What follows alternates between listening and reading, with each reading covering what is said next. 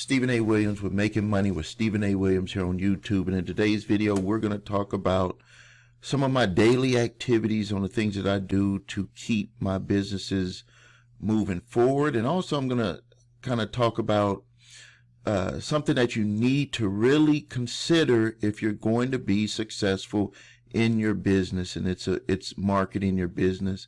And I know that there's a lot of different ways that people tell you about marketing, but some are good, some are bad. But I think that if you're not doing what I'm gonna be talking about in this video, then you're kind of wasting your time. You're gonna be spinning your wheels. Not to say that you can't maybe strike gold, but I remember when I was coming up in business, 20 years old, probably about 24 years old. And I remember some of the business mentors that I had, and they would be, they would tell me, hey, you're either going to learn the easy way or the hard way. And the hard way is where you're going to pound your head. And at the end of pounding your head, you're going to say, I could have already been way ahead if I would have just listened to them. And not to say that everybody is 100% right, and we all want to make our own path, but there's certain things with business that you should just pay attention to because it's worked for centuries.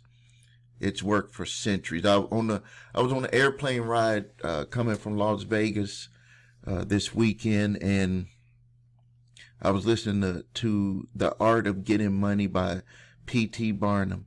And the number one thing he talks about in there is marketing himself, or you need to market yourself.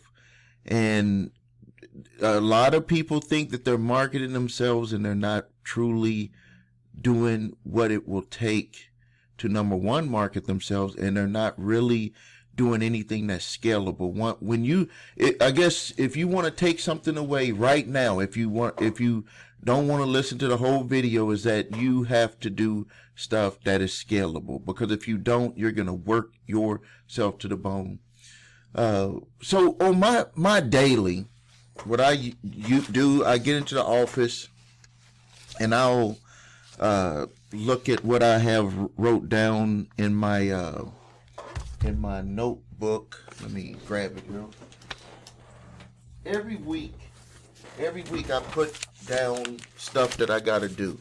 I'll write it down and just make sure that I have a list of stuff to do. And also when I do this, it lets me know that I'm actually doing stuff. Like I'll cross off stuff that I did, and it lets me know, hey, you're actually doing, getting somewhere with stuff, that you're not just, spinning your wheels or whatever. And I've been doing this for years, and it helps me be able to know that what I need to get done throughout the day or the week. And it allows me to just be able to look back and say, okay, I didn't finish something, or I need to make sure I go back and do something. And then also with the list, I've noticed that it's prioritized. So I might make the list of everything to do, but I won't get to everything. But that's because certain things have a priority over other things. And you'll find that'll be something that you'll run into when you start to do that. But you definitely need to have a list. I require my staff to constantly be able to know what they got to do on a day-to-day basis. Write it down.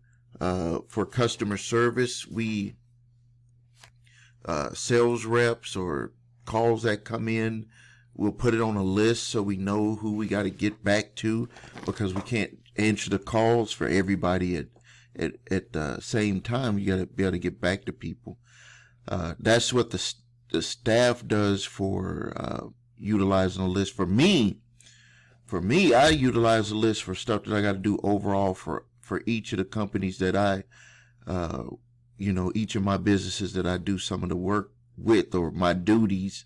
Like with one of my businesses, all I mainly do is just sign off on the payroll. It actually works itself. I have managers, general managers, everybody does their task, and that's probably over 140 employees, 150 employees. I just make sure that everybody that I sign off on the payroll, just something that I like to do to make sure that everything is running the way that it should. With my with another business, I actually had to do a little bit more labor intensive stuff because that business was actually built utilizing my likeness. It's built around me for the service that it provides, and a lot of times people are asking questions, and I like to go on YouTube like I was just doing here. Go on YouTube and I answer questions, and people will either contact my office to be able to have that company, get our services for that company. Now, to get to the point of the video, which is to stop messing around and get yourself moving in the right direction to build your business. If we want to have a bottom line for every business, what is the bottom line that what every business needs? And every business needs customers. But for some reason, people it's like playing a board game, like they're playing Monopoly or something, and they're just, I'm going to roll the dice and then maybe take a few steps up, and then hopefully I don't hit the go to jail spot on the board, or have to take 3 steps back, or hit someone's property and have to pay extra fees and stuff like that. That's the way that most people play marketing right now. They do everything except for get to the point on, hey, how will I be able to get somebody to give me some money? I was doing a consultation with a company yesterday, and I told them that you have to invest some money in advertising and just find out if people even are interested in what you had to offer. And then I was like, you may not make any sales, but you need to know if people are interested in what you had to offer. And then you can move to the next step, which is giving them the information on what you believe would get them to want to buy your product or service. Obviously, we do all of that to the best of our ability at the beginning. You want to have your advertiser put together. You want to have you want to be able to capture the leads or phone calls, and you want to be able to send them to a sales page or an appointment page to get them to take an action. You have all of that in place, but the thing that I've learned is that you really got to maximize the amount of people who are exposed to what you had to offer. Think about it. You have attorneys with billboards. You have attorneys on TV. You have soda companies on TV, billboards. You have plumbers. You got service-based businesses, software businesses all over the internet. They're trying to get as many people who might be interested in what they have to offer. And then they go into the next phase of trying to see what it will take to get them to buy what they had to offer. But everything is put into place at the same time. But a lot of focus at the beginning is on, can I get these people to either give me information about their name, email, phone number so they can see the next step of what we had to offer, or make a phone call to see what we had to offer. It's going to be, and that's depending on what type of business you have. If you have a service-based business, you're going to want to push people for phone calls, because usually if it's a service-based business, they're really active trying to get some help. And that depends on what type of service business. But you want to push for that. And what I see a lot of people doing is they will invest money in advertising, and then when they don't make get a result right away, they quit. And I admit that I go through the same things too when I'm testing some different advertising verticals, and you don't get the result that you want. you like, hey, maybe that vertical won't work, rather than trying to make some changes to see what you might be able to do to potentially get it to work. Because one of the things that I've found with advertising verticals is that the people go to that vertical for different reasons. Like, people are on Facebook for different reasons. People on TikTok for different reasons. People pick up newsprint publications for different reasons. People watch TV for different reasons. And all of them in each of those verticals respond a different way. They all respond a different way. And you have to make your marketing fit the profile of what that type of readership for that particular vehicle, the way that they would like to respond. Now, all of the companies, including myself with my marketing companies, will tell people, hey, you need to do this, this, this, and this to have all these points of contact for your business. And that is true. But that's because we say that because that's the way that a business owner is really going to understand it.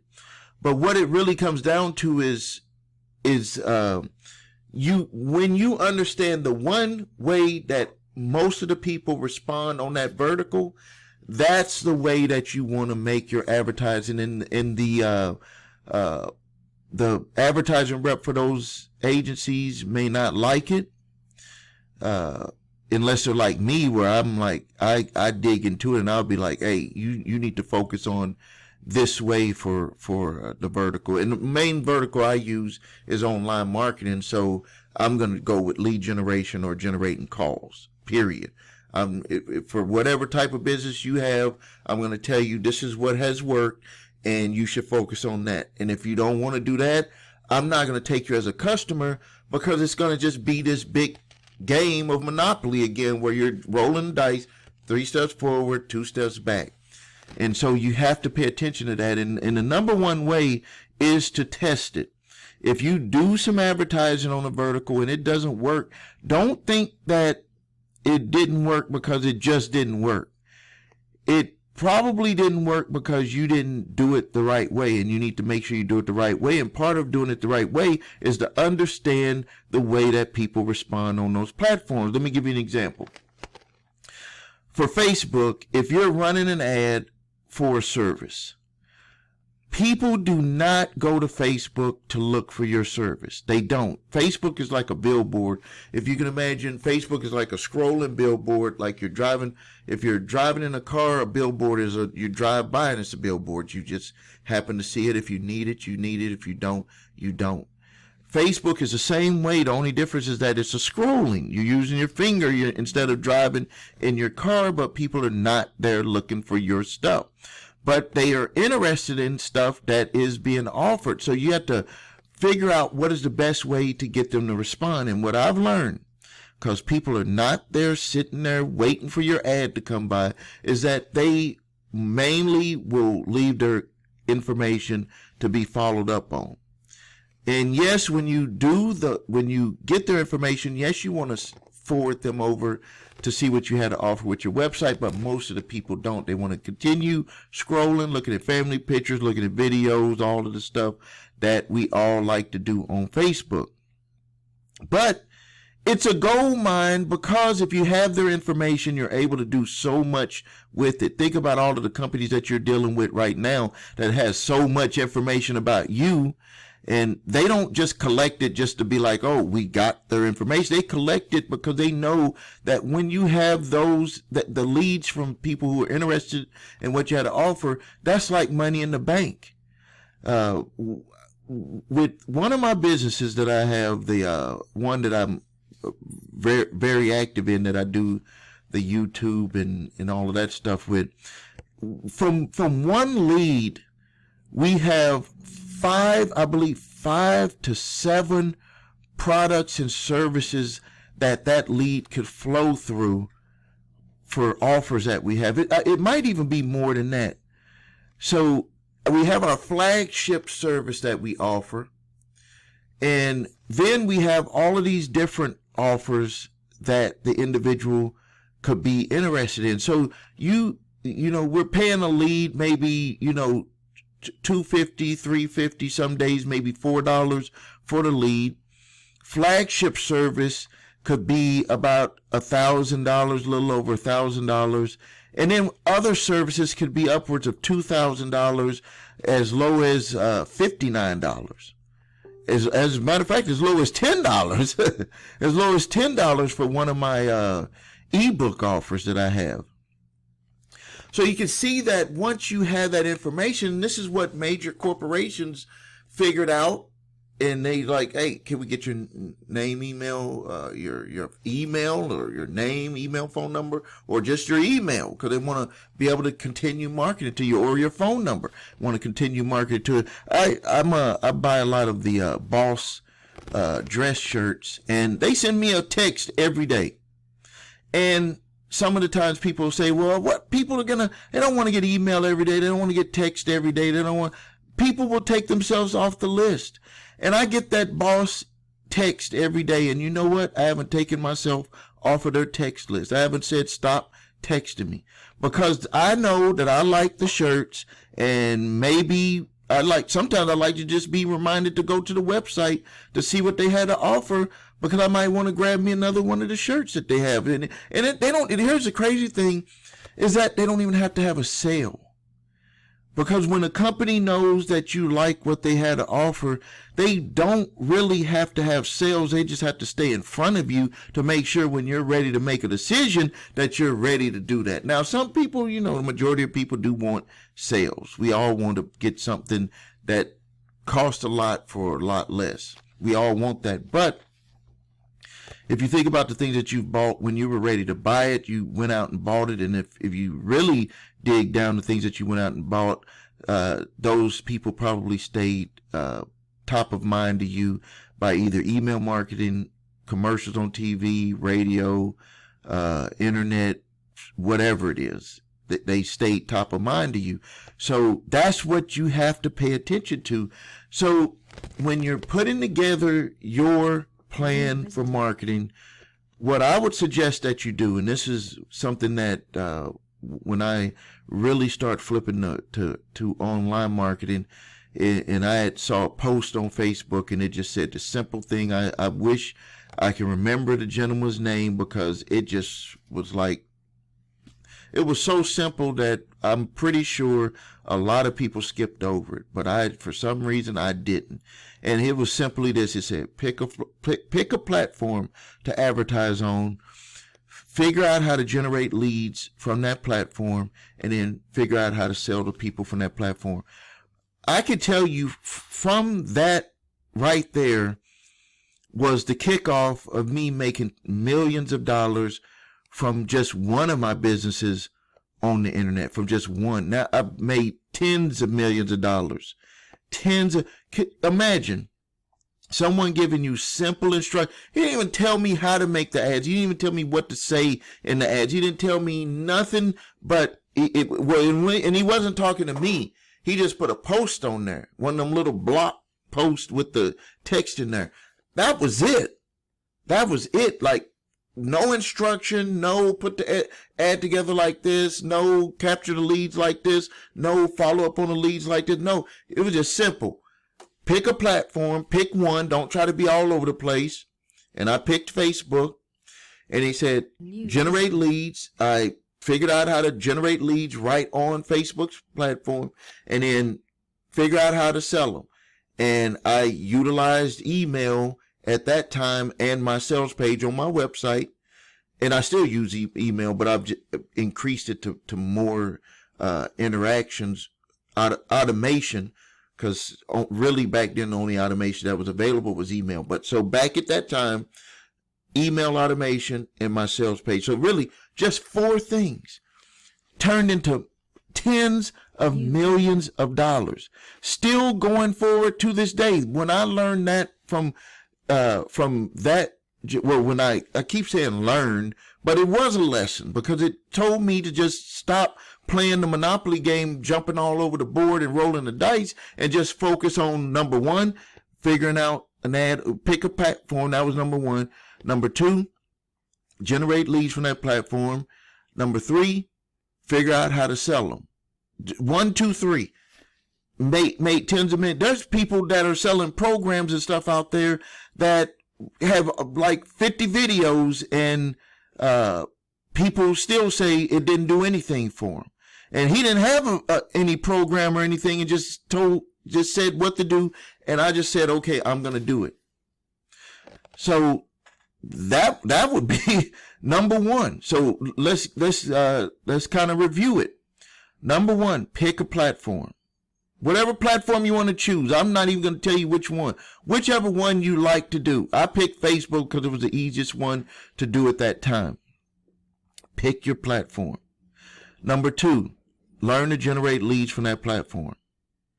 Number three, from those leads that you get, close some sales from there.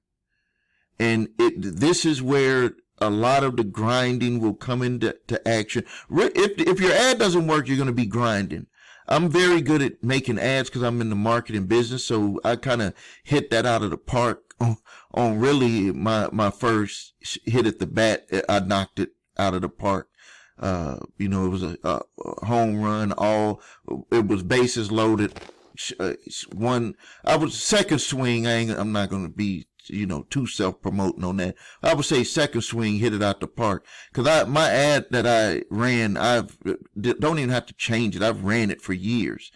It still generates leads. Only thing that I ever do is just reset the ad because I have like 15,000 comments and 25,000 likes on the ad. Like I have ads that run like the whole year without doing anything to them, and they generate leads every day. So that was the only thing. So you gotta knock it out the ballpark. Have an ad that's gonna get people to generate leads. How do you know you knocked it out the ballpark? Is that people leave their information or people call you. That's how you know. And your ad is not to sell them, it's to draw interest. That's another thing people get wrong. Next thing is when you generate those leads, put together automation to work those leads, because you don't have the energy. Trust me, you will not have the energy to constantly always work your leads. Even with my sales reps for my various companies, they have the energy, they get paid to do their work, but constantly looking at either our call software, just see their volume, and I see it fluctuates up and down. So that's why you got to have automation. When I put automation in my business, I didn't even really need as many salespeople as I thought I needed, because I figured out how to make sales without having anyone have to talk to them. Now with my other companies, they do actually have to speak to people, but I got the automation in place to bring those leads in. And so that's the next thing, but that's where you're going to be doing some grinding, because you got to figure out what to say. And it's not about trying to convince someone to buy your product or service. It is not about that. If you think that you're convincing people on anything, you're going to be getting shocked pretty soon. I learned that lesson a long time ago. I drive a Rolls Royce, and I still have family members that don't believe that I'm successful in business. So you're never going to convince people to do anything, or I won't say that they not convinced I'm in business. They won't follow my instruction when I give them advice about business. They'll just go and do what they want to do. And that's what we all do, really, in some sense. So that's where the grinding is going to get in. And that's where a lot of people have high anxiety about the money that they're spending on advertising, because they think that advertising is sales, when advertising is not sales. Advertising is getting people to be interested in what you have to offer. Sales is what you present to them and how you present to them and how you can show them proof of how, number one, you can come through for whatever it is, or your product can come through for whatever it's supposed to do. And if you got testimonials, how other people have said that it could potentially come through for them. That's what sales is about. It's not about, I'm going to make you buy this, I'm going to convince you to buy this. Trust me, there's a whole bunch of people. Grant Cardone said it, and a lot of people follow him. He said, period, point blank, there is no way to actually convince someone who doesn't want to buy something. There's no way to convince them. So what you have to do is you just present your product or your service to the best of your ability, give them all of the information to be able to make a decision, and you will start to see that people will make the decision to go ahead and go with you. And I believe that that happens because when you give them the information, enough information for them to make an educated decision and an emotional decision at the same time, you will start to see that people will choose you even though there's someone else who has the same product or service that you're offering. And that's the thing that's going to set you aside from the other people. I was in a conversation yesterday. There's a major, well, a middleman for a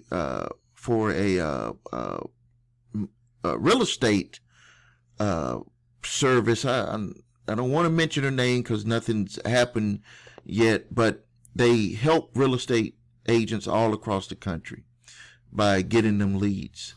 And he was like, you could actually have one of your, we can partner with you and have a service in between.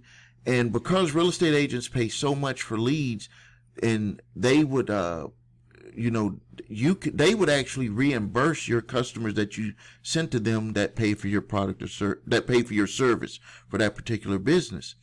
And I was like, that sounds like a very good idea. Sounds like a very good idea. So during the conversation that I was having with him, though, he was asking a lot of questions about my marketing and how we acquire customers and stuff. And at the end of it, he was like, you're a genius if that's the way that you're doing things. Because he spoke to a lot of other business owners that were in the same industry that I'm in for that particular service, for that business. And he was like, they're grinding away, like really having a hard time with that business, with their business. And I was like, well, number one, I knew back after I figured out all the other stuff, because I'll admit I made that business very labor intensive. I did focus on automation at the beginning, but I was very labor intensive because I had in my mind, I wanted to have this big team of all these salespeople to just call out on a daily basis. That's how I was going to generate sales. And we did generate sales, signing up in some months 200 to 300 customers, and having on average about 1,000 customers paying us per month. That's a lot of money. But I learned, and I kept improving my automation, and I learned that if I had problems with sales reps either wanting to come to work or not keeping up with their call volume, and also paying attention to the automation on amount of sales that was coming from automation and relating that to what I was paying that salesperson, I figured out that I could generate more customers per week for with automation with what I was paying that sales rep. And I didn't have attitude. I didn't have to worry about them coming to work on time and checking up on the call volume, because the automation is going to do what it's programmed to do. Not to say that I don't want to offer jobs and give people jobs, but if someone is not willing to work, then I can't pay them. That's just not the way it works. That's not the way it worked for me when I used to work for companies, when I was in the Army, definitely. And that's not the way it's going to be for any business that I have and own right now.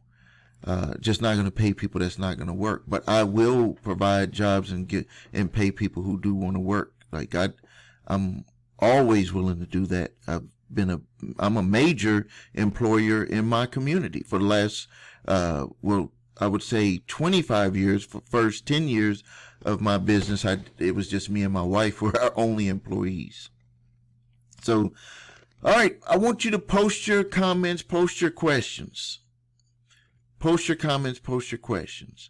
Don't be afraid. Don't think that asking a certain question is dumb, I'll say it like this. What if the question that you thought was dumb was the question that took you to the next level? Then you would think that that question was a smart question, wouldn't you? All right, this is Stephen A. Williams with Making Money with Stephen A. Williams here on YouTube. Subscribe to the channel. Post your questions and comments. Thank you for your time.